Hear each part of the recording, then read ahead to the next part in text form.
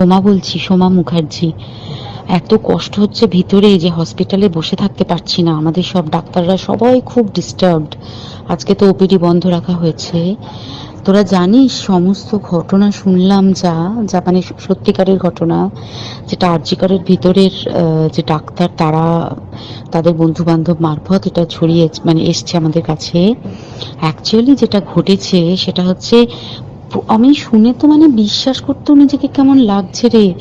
প্রত্যেকটা আমাদের ওয়েস্ট বেঙ্গলের প্রত্যেকটা মেডিকেল কলেজে, বিশেষ করে কলকাতার সরকারি মেডিকেল কলেজগুলোর প্রিন্সিপালরা, ডিপার্টমেন্টাল হেডরা, প্রিন্সিপালরা বিশেষ করে, তারা পাশ করানোর জন্য স্টুডেন্টদের কাছে রীতিমতো টাকা নেয়। যেসব স্টুডেন্টরা, ইন্টার্নরা, পিজিটিরা যারা ভালো করে ক্লাস করে না বা থিসিস তারা জমা দেবে, পিজিতে তো থিসিস জমা দিতে হয়, তো যারা MBBS final year final pass করবে না সাপ্লি পাইয়ে দেবে, ইন্টার্নের কমপ্লিশন দেবে না, ইন্টার্ন হওয়ার পর কমপ্লিশন না দিলে তারা রেজিস্ট্রেশন নাম্বার পাবে না, এই সমস্ত ভয় দেখিয়ে টাকা পয়সা নেয়। সমস্ত জায়গাতেই এটা আছে। এর মধ্যে সব থেকে নিকৃষ্টের থেকেও নিকৃষ্টতম হচ্ছে সন্দীপ ঘোষ, প্রিন্সিপাল, যে তোর আমাদের কি বলে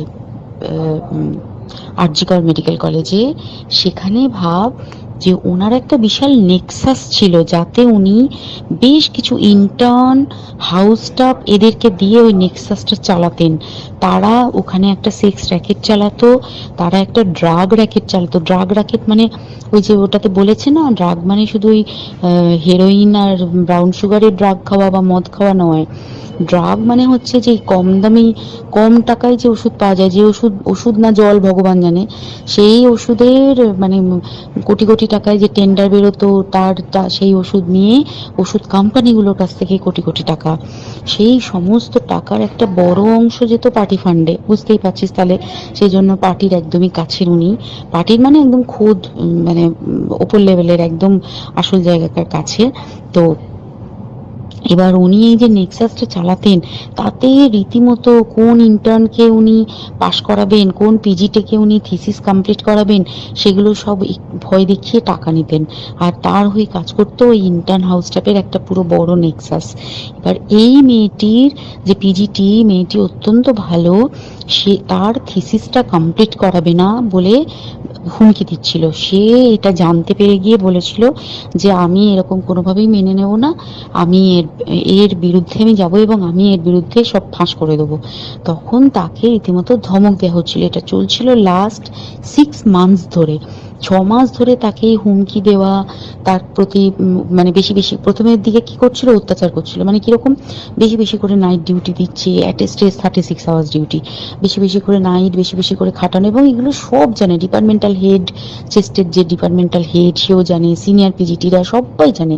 প্রিন্সিপালের নির্দেশেই হচ্ছে এবং ওনার নেক্সাসের ছেলেমেয়েরাই কাজ করছে। তারা 6 মাস ধরে এটা করেছে। করার পরেও যখন ওকে আটকাতে পারেনি, তখন কি করেছে, ওই দিনকে ওরা ঠিক করেছে যে দিনটাতে এই ঘটনাটা ঘটেছে, সেদিন কতখানি প্ল্যান্ড এবং গট আপ গেম দেখ। সেই দিন ওই ঘরে, ওই সেমিনার রুমে প্রত্যেক দিনই 4তলার আরো অনেকেই যারা সিনিয়র পিজিটি বা জুনিয়র পিজিটি, তারা কিন্তু বিশ্রাম নিতে যেত, অনেকেই ওই ঘরে যেত।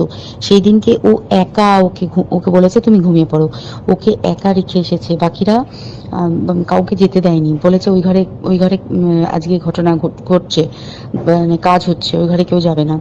ওই ঘরে সেই দিনকে ওর সাথে যখন খাওয়া দাওয়া করেছে বাকি 4জন, সেই 4জনের মধ্যে একটি মেয়ে পর্যন্ত ছিল। সে কিরকম মেয়ে চিন্তা কর, এরা ডাক্তার না জানোয়ার জানি না, আমি জানোয়ার বললেও জানোয়ারদের অপমান করা হয়, কারণ জানোয়ার সমাজে এরকম কাজ হয় না।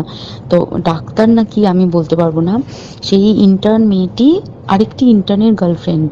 তো তার সাথে ওই পিজিটি মেয়েটি প্রচুর ঝগড়া হয়েছে। ঝগড়া হওয়ার পরে তারা তো হুমকি টুমকি দিয়ে চলে গেছে, দিয়ে তারা বলেছে তুমি ঘুমো। এবার ও তো জানে না, ভালো মনে শুতে এসেছে। তারপরে তারা গিয়ে মদটদ খেয়েছে, 7-8 জন মিলে চড়াও হয়েছে। এবং তোরা জানিস যে প্রথমে তার হাত দুটোকে দুপাশে 2জন ধরে রেখেছে, এবং সেই কাজে সেই মেয়েটিও সাহায্য করেছে, ইন্টার্ন মেয়েটি। 2জন ওকে পা দুটোকে টেনে জরাসন্ধের মতো ছিঁড়ে ফেলেছে, মানে ছেঁড়ার মতো করে টেনেছে, যাতে পেলভিক বোন ভেঙেছে, কলার বোন ভেঙেছে। মানে কি বিপর্যস্ত মানে বিধ্বস্ত, কি নৃশংস অত্যাচার করেছে। ওকে উল্টো দিক করে শুইয়েছে, পিঠের ওপর দিয়ে বুট পরে হেঁটে গেছে, মাথাটাকে এমন থেতলেছে যে মানে স্কাল ফাল রাপচার হয়েছে। এই সমস্ত করার পরে শ্বাসরোধ করে তাকে মেরেছে। মেরে তারপরে আরো যেটা আরো ভয়ঙ্কর, যে একটা মৃত মানুষকে মিনিমাম ডিগনিটি দিতে জানে না। তারা নিচে এসে দেখেছে ওই সঞ্জয় তখন বসে মদ খাচ্ছিল অন্য আরো গ্রুপ ডি স্টাফদের সাথে। সঞ্জয় ছেলেটা হচ্ছে তার কাটা সঞ্জয় বলতো ওরা, ওকে বলে ফল গাই। মানে ওর একটু ওইসব আলুর দোষ আছে, ও যত্রতত্র যখন তখন প্রস্টিটিউট এলাকায় যায়। এবার দেখেছে যে একে দিয়ে যদি একটা রেপ করিয়ে দিতে পারি তাহলে ঘটনার মোড়টা অন্যদিকে ঘুরে যাবে। এইবার ওকে বলেছে, যা সেমিনার রুমে তোর জন্য রেখে এসছি, যা তুই এবার গিয়ে কাজ করে দিয়ে আয়। ও এসে ওই ডেড বডি খেয়ে রেপ করেছে, যাতে তার ভ্যাজাইনাতে সিমেন্ট পাওয়া যায়। তো এবার এই হচ্ছে, প্লিজ আমি নাম করে ফেললাম সবকিছুই। কতজন আমি যে নামগুলো পাঠিয়েছি, এই সব ডাক্তাররা, এরা সব জড়িত জানিস। কিন্তু কেউ কোনো প্রমাণ নেই, প্রমাণ লোপাটের জন্য। সেদিনকে ওই ইন্টার্ন এবং ডাক্তাররা যে ওইখানের যে বাথরুমটাতে হাত পা ধুয়েছে, রক্ত ধুয়েছে, সেইটাকে সাত তাড়াতাড়ি প্রমাণ লোপাটের জন্য ওই দেওয়ালকে ভেঙে দিয়ে তার মানে ওই বাথরুমের জায়গাটাকেই ভাঙতে হচ্ছে ওদের। ওখানে নাকি ওরা রুম বানাবে, কালকে দেখেছিস তোরা খবরে। আর বেশি বলতে পারছি না, মানে তোরা তো সবাই প্রোটেস্ট করিস, আমরা তো আমাদের দিক থেকে করছি, কিন্তু কিছুই হবে না। পোড়া দেশে কিছুই হবার নেই, শুধু ভেতরে ভেতরে গুমড়ে গুমড়ে কষ্ট পাওয়া। আর আগামী প্রজন্মের যে ডাক্তাররা বেরোবে, তারা যে ইন্টার্ন বা পিজিটি বা এই যাদের কাছে আমরা যাব ভবিষ্যতে, তারা কি ডাক্তার না কি আমি জানি না, কি নিয়ে তাদের কাছে আমরা যাব আর কি করেই বা আমাদের পরের প্রজন্মকে আমরা সুরক্ষিত রাখবো।